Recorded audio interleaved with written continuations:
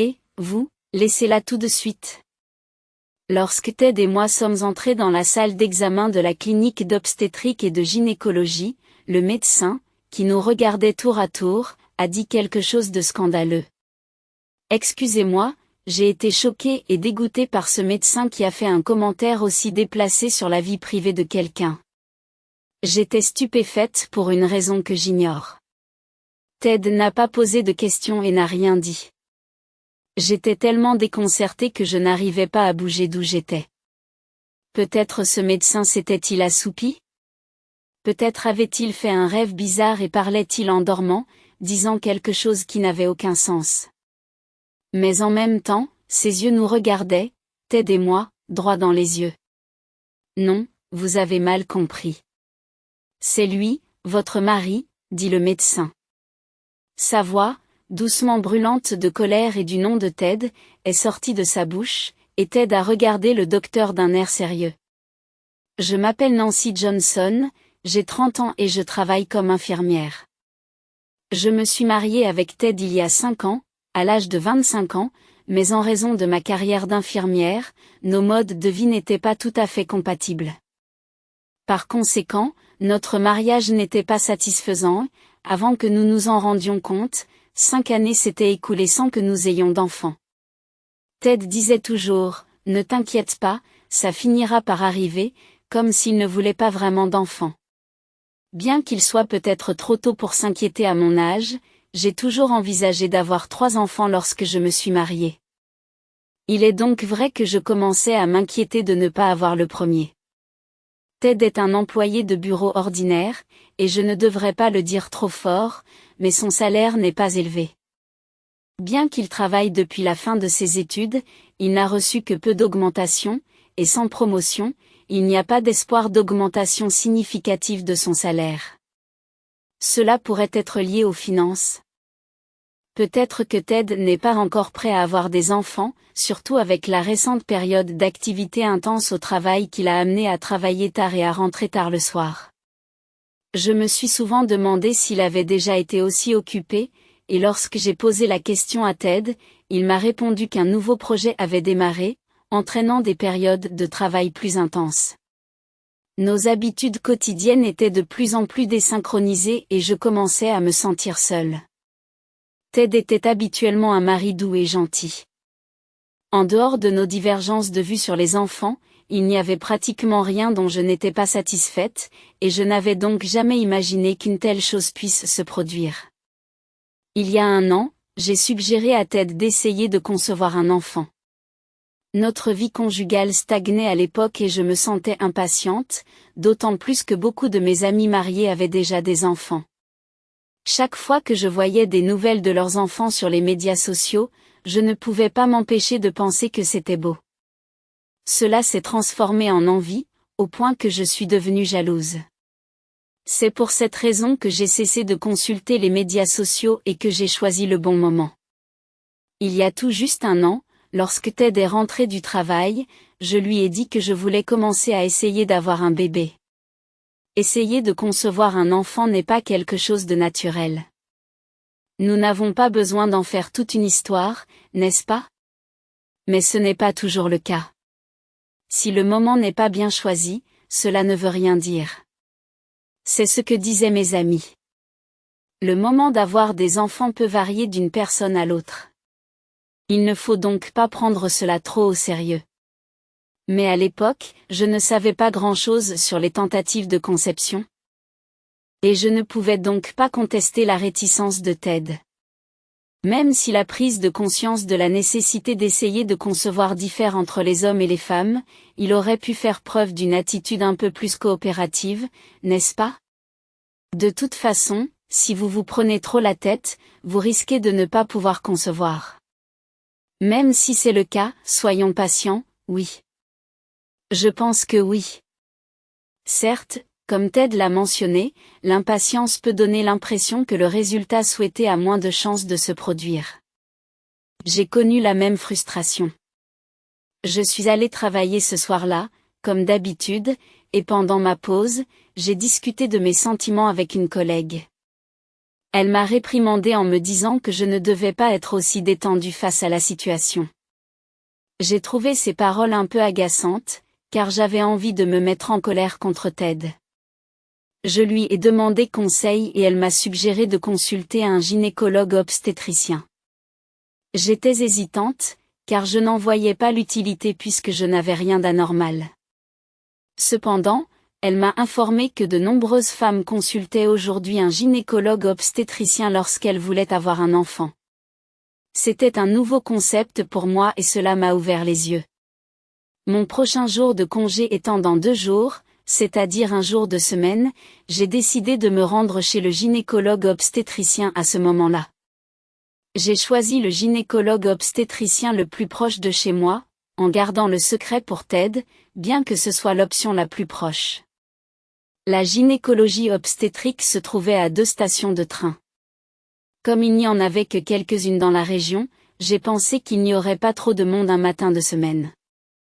Cependant, lorsque je suis arrivée, j'ai été surprise par le nombre de personnes. Toutes les chaises de la salle d'attente étaient occupées et il y avait même des femmes enceintes qui attendaient debout. Vu la situation, je n'ai pas pu trouver de siège et j'ai dû m'appuyer contre le mur. Après avoir attendu mon tour, j'ai finalement été appelée dans la salle d'examen et j'ai subi l'examen environ 1 heure après mon arrivée à l'hôpital. Le médecin m'a conseillé d'essayer la méthode du calendrier, qui consiste à coordonner notre intimité avec ma période d'ovulation, comme première approche pour essayer de concevoir. Si cette méthode fonctionne, je pourrais avoir un enfant dans quelques mois. J'ai réfléchi à ce que le médecin m'avait appris, en pensant à notre vie future. Tout d'abord, je devais discuter de la méthode du calendrier avec Ted, car elle nécessitait une coopération entre nous. En tant que couple, j'ai parlé fermement à Ted ce soir-là. Je suis désolée de te déranger alors que tu es fatigué par ton travail, mais je suis allée chez le gynécologue obstétricien aujourd'hui, lui ai-je dit. Ted a tourné vers moi son visage rouge, rougi par l'alcool, les yeux écarquillés par la surprise. Je veux vraiment un enfant. Le médecin m'a suggéré une méthode qui s'appelle la méthode du calendrier, et j'expliquais à Ted. Ted, ivre, ne semblait pas prendre mes paroles au sérieux, mais au moins il ne m'a pas interrompu. Allez-vous coopérer avec moi? J'ai essayé de choisir mes mots avec soin, pour ne pas offenser Ted, mais il s'est gratté la tête. L'air ennuyé, il a répondu, j'ai l'impression d'être forcé et ça ne me plaît pas du tout. Il n'y a pas d'autre moyen? Les paroles insensibles de Ted m'ont fait tourner la tête. Il m'avait fallu beaucoup de courage pour aller chez le gynécologue obstétricien, et il était embarrassant de partager nos problèmes conjugaux avec un médecin de sexe masculin, même si c'était un professionnel. Il ne connaissait pas tous les problèmes que je traversais et ne faisait pas la différence entre ce qui était approprié et ce qui ne l'était pas. De plus, je voulais exprimer mes sentiments à Ted, mais je savais que si nous nous disputions maintenant, il deviendrait encore moins coopératif. Je me suis donc abstenue d'utiliser d'autres méthodes, qui peuvent être assez coûteuses, et ils m'ont suggéré de commencer par la méthode qui ne coûte rien. Voulez-vous bien travailler avec moi? Même Ted a semblé troublé par la mention du coût, et bien qu'à contre-séure, il a accepté d'essayer la méthode recommandée par le médecin. Persuadé Ted était une tâche épuisante en soi, et j'étais anxieuse à l'idée de ce qui allait suivre. Cela faisait presque 1 an que nous avions commencé à essayer de concevoir un bébé. Non seulement Ted n'était pas du tout enthousiaste dès le début, mais nos modes de vie ne correspondaient pas, et les choses n'allaient pas bien. De plus, qu'il soit dégoûté par la pression de la vie conjugale, Ted ne rentrait souvent pas à la maison le jour prévu, avec seulement une occasion par mois. J'avais envie de pleurer, mais je ne pouvais pas confronter Ted, car cela ne ferait que le désintéresser. Le stress a provoqué un retard de mes règles et j'ai dû me faire prescrire des médicaments par le médecin.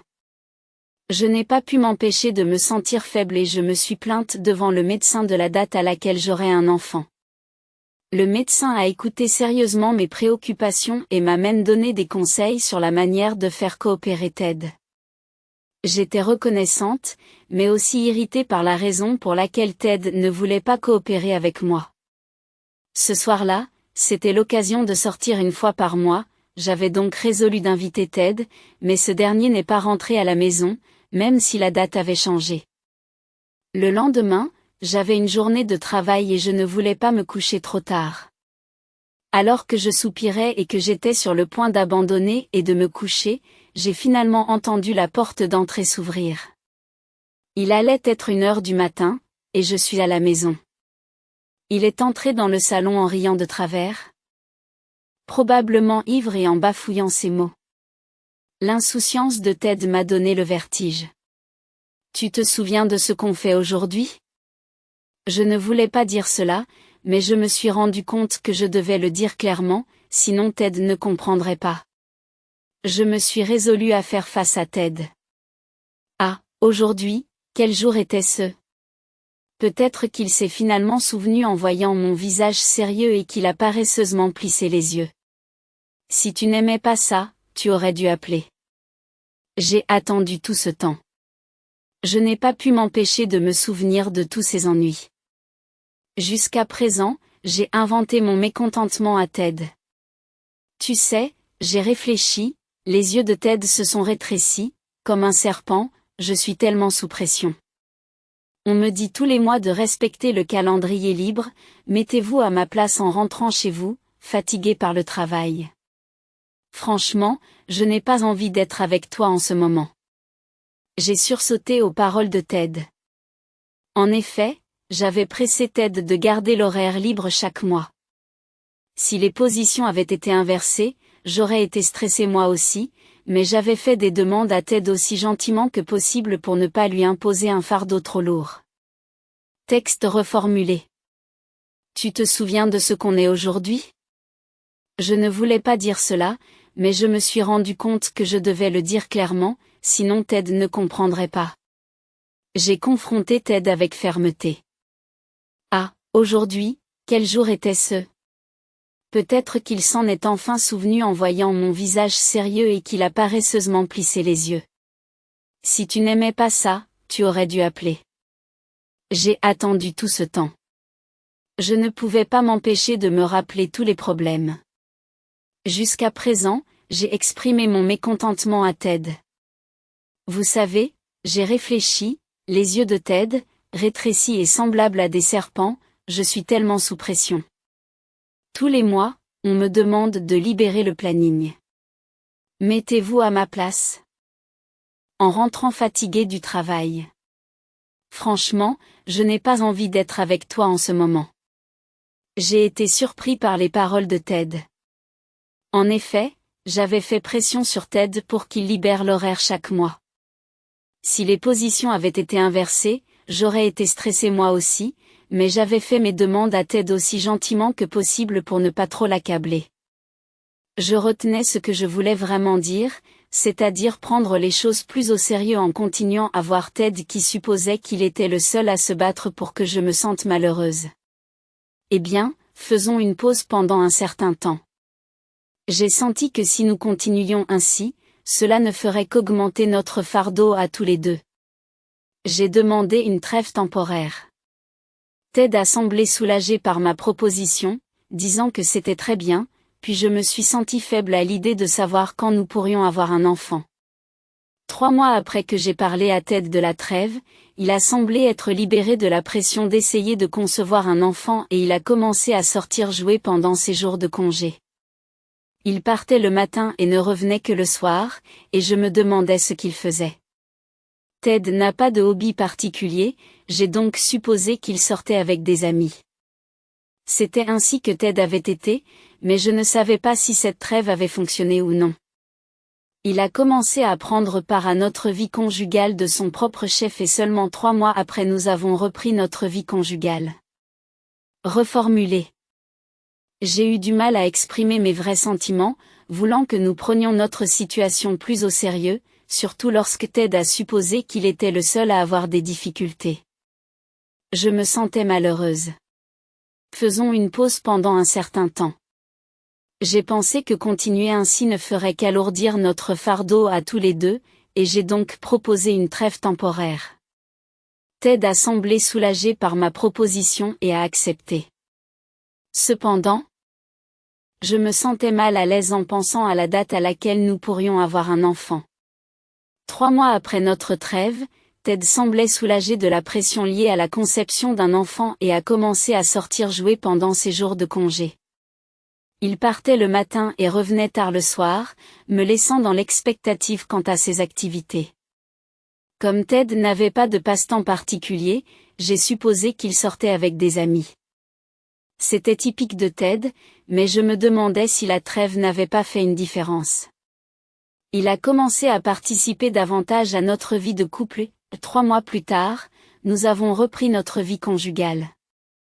J'ai découvert que j'étais enceinte et j'ai été submergée par l'émotion lorsque le test de grossesse s'est révélé positif. Je l'ai immédiatement annoncé à Ted, mais sa réaction a été étonnamment décevante. Je lui ai demandé pourquoi il n'était pas heureux, alors qu'il n'a pas l'habitude d'exprimer son désir d'avoir des enfants. J'avais pensé qu'il serait heureux d'avoir son propre enfant, mais il semblait quelque peu troublé.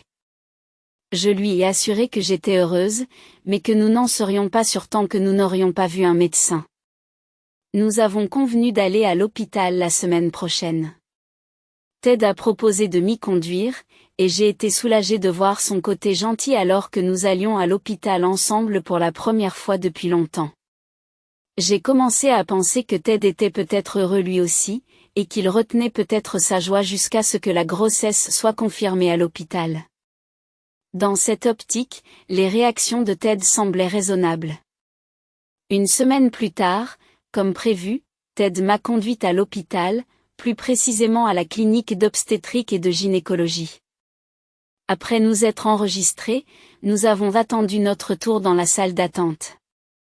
Madame Johnson m'a dit que la journée était plus chargée que d'habitude. Si bien que j'ai attendu plus d'1 heure avant que la réceptionniste n'appelle mon nom.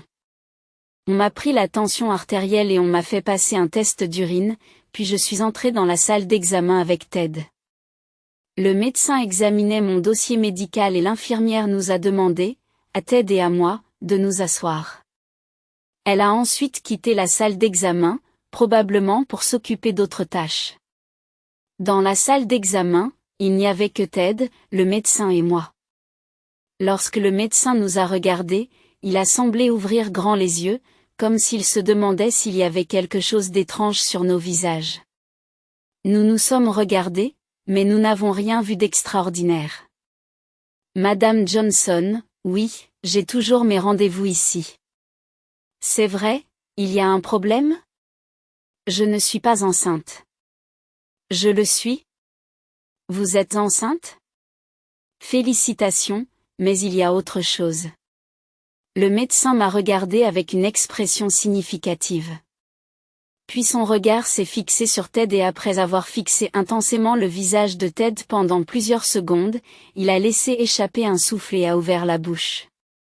J'étais à la fois surprise et dégoûtée par l'intrusion grossière du médecin dans notre vie privée. Ted, pour une raison quelconque, n'a pas répondu. J'étais tellement troublée que je ne pouvais pas bouger de là. Qui pouvait bien être le médecin qui s'était assoupi jusqu'à présent?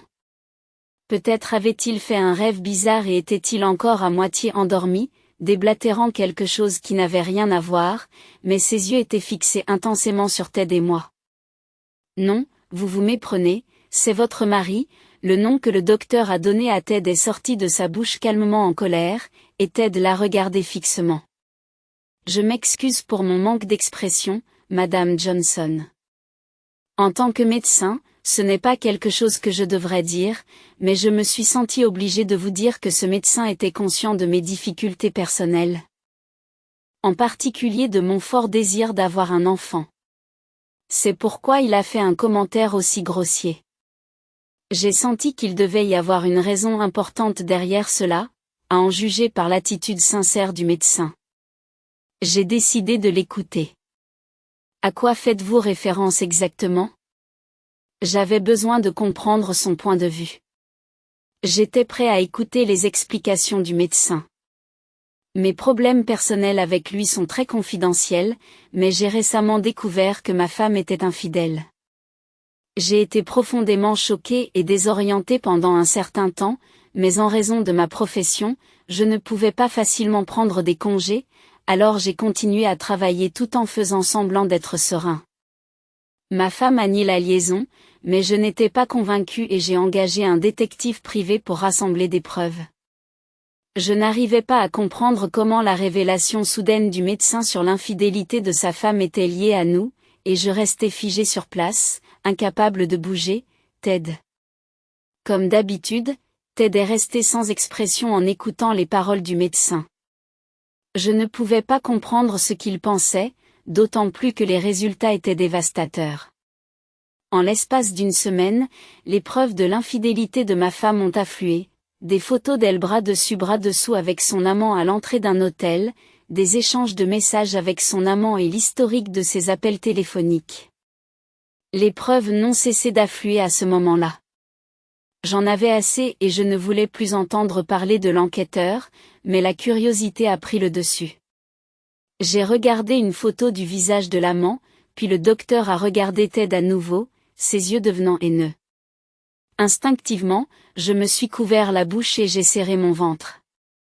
J'avais le pressentiment qu'une fois que j'aurais entendu ce qui allait suivre, il n'y aurait pas de retour en arrière possible. L'amant de ma femme était Ted Johnson? Votre mari. Les mots du médecin m'ont frappé de plein fouet, me plongeant dans le désespoir. Lorsque vous êtes entrés tous les deux dans la salle d'examen, j'ai eu l'impression d'être frappé de stupeur par le visage que j'avais vu sur les photos. En voyant l'amant de ma femme devant moi, et en réalisant qu'il s'agissait du mari de Madame Johnson, je n'arrivais pas à croire que ma femme me trompait. C'est vrai, chérie? Je ne voulais pas l'entendre, mais je n'ai pas pu résister. Le docteur détenait nos deux destins, et je me sentais mal à l'estomac. Ted est resté silencieux pendant un moment, cherchant peut-être un moyen de se défendre, puis il a éclaté de rire en réalisant que le docteur et moi le regardions attentivement. C'est vrai, je vais le dire maintenant. Je n'aime plus Nancy, je suis fatiguée d'essayer d'avoir un bébé. Si elle voulait vraiment un enfant, elle aurait dû adopter une approche plus certaine, mais elle ne l'a même pas fait. Je rentrais du travail pour subir des pressions alors que j'étais fatiguée, et c'est là que je l'ai rencontrée. Elle se plaignait toujours du fait que son mari était loin de la maison pour le travail, mais je n'ai jamais pensé que son mari serait celui de Nancy. Le docteur Ted a ouvertement admis avoir eu une liaison avec la femme du médecin. J'ai été choquée, mais j'ai réussi à garder mon sang-froid en croisant le regard du docteur. Je crois que nous partageons tous les deux les mêmes sentiments à ce moment-là. Comment a-t-il pu trahir quelqu'un si calmement? Non seulement Ted essaie de me nuire, mais aussi de nuire à la famille du médecin. J'ai ressenti un fort sentiment de rancœur à l'égard de Ted. J'ai peut-être eu tort de faire pression sur toi pour que tu essaies d'avoir un bébé, et je m'en excuse, mais cela n'a rien à voir avec la liaison. N'est-ce pas la cause première de tout? C'est le stress que j'ai subi à cause de Nancy. Et c'est moi qui souffre ici. J'ai presque l'impression que je devrais être dédommagée pour ma souffrance. Vous allez payer, n'est-ce pas? Le médecin devrait également payer, puisque sa femme a eu une liaison. Sous le stress actuel, Ted a commencé à insister sur son droit à l'indemnisation sans admettre sa culpabilité. La pression d'avoir un bébé n'était rien comparée au fait qu'il avait triché. Pour cette raison, qui est absolument inacceptable, il pourrait penser sincèrement qu'il a raison, qu'il est la victime, mais le médecin et moi écoutions Ted avec le cœur froid. Savez-vous au moins ce que vous dites? Je ne pouvais plus me retenir. Jusqu'à présent, j'avais été prévenante à l'égard de Ted, qui avait été gentil dans tous les domaines, sauf lorsqu'il s'agissait d'essayer d'avoir un bébé. Mais après avoir entendu tout cela, je ne pouvais plus rester silencieuse. J'avais atteint mon point de rupture. Bien sûr, c'est toi qui vas payer, Ted. Je ne peux pas croire que tu m'aies trompé, sachant que nous avions un enfant en route. J'ai la responsabilité d'élever cet enfant maintenant, et je te demanderai d'en prendre aussi la responsabilité. Pas seulement partager les biens, mais aussi s'assurer que tu paies la pension alimentaire, hein. Tu peux dire ça, mais je n'ai pas d'argent. Alors emprunte ou fais ce que tu as à faire. Je suis prêt à consulter un avocat. Vous n'aurez aucune chance. Ensuite, s'il s'agit d'un dédommagement pour préjudice moral, je le réclamerai aussi à ma femme. Vous aussi, vous pourrez nous rembourser ensemble. Vous finirez aussi par vous marier, car le médecin et moi prévoyons de mettre fin à nos relations avec nos partenaires infidèles. Ensemble, nous avons confronté Ted, et après avoir présenté mes arguments logiques, Ted a finalement quitté la salle d'examen. Je suis vraiment désolée pour les actions de mon mari. Non, c'est ma femme qui est à blâmer. Surtout maintenant que vous venez d'apprendre la naissance d'une nouvelle vie. Non, cet enfant ne mérite pas cela. Au contraire, je suis soulagée de l'avoir appris avant sa naissance. Mais je vous remercie. La trahison et la frustration étaient indéniables. J'ai eu l'impression que le médecin m'avait aussi aidé dans mes affaires personnelles.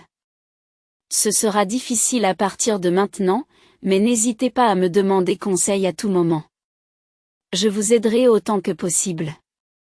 La réflexion du médecin m'a fait monter les larmes aux yeux, la douleur était réciproque pour nous deux, en tant que camarades. Nous nous sommes regardés pendant un moment, réconfortant mutuellement nos blessures.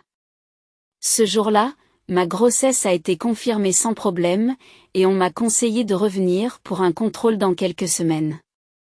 En quittant la salle d'examen, j'ai vu de nombreux patients qui attendaient, et bien que je sois désolée pour eux, je ne pouvais pas me concentrer sur les autres à ce moment-là. Ted étant déjà rentré chez lui, je n'ai pas eu d'autre choix que de prendre le train pour rentrer chez moi, me sentant seule mais pensant aussi à la nouvelle vie qui grandissait en moi. Je me sentais seule, mais je pensais aussi à la nouvelle vie qui grandissait en moi.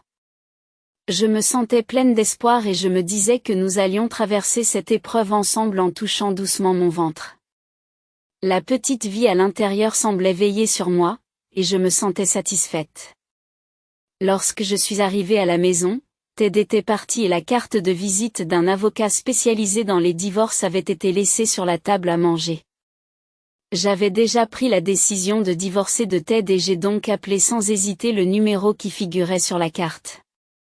Ted croit qu'il peut recevoir une pension alimentaire de ma part, mais comme je l'avais déjà informé, c'est moi qui recevrai une pension alimentaire.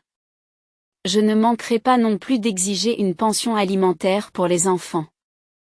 Je me suis rapidement préparée à consulter un avocat.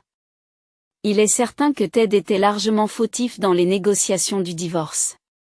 C'était une erreur de sa part d'essayer de me demander une pension alimentaire, surtout lorsque je lui ai présenté les preuves de son infidélité, ce qui l'a laissé sans voix.